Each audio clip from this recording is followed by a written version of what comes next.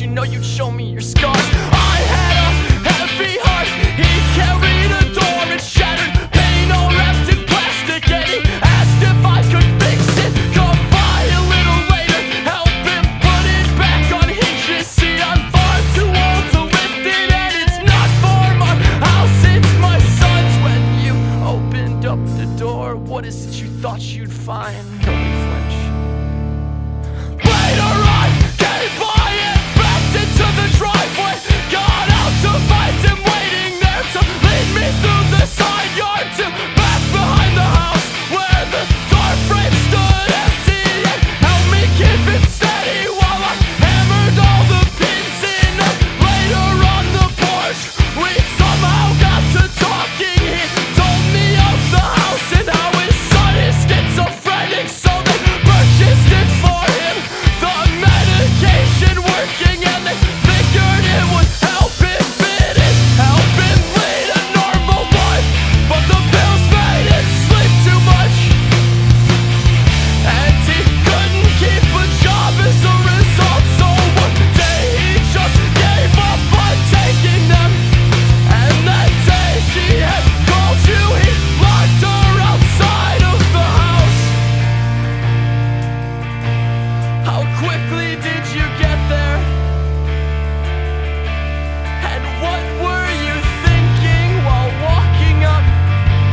What fears flashed in front of you, taunted you, walking to unlock the door?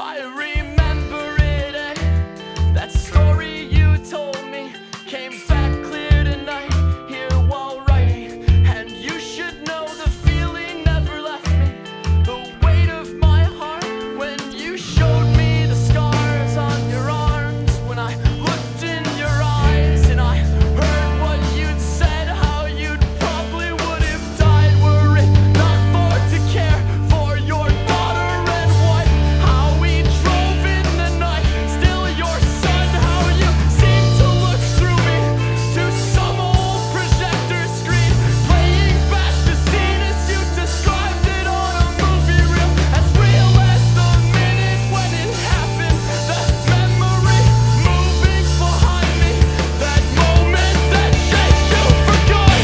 And he drove to the house and pulled into the driveway, got out to his wife waiting frantic. She come by to check, found that pill box was empty, went out to the pharmacy to fill up his prescription, and came back to a locked door and could not get back in. She knocked and she knocked, but he wasn't responding.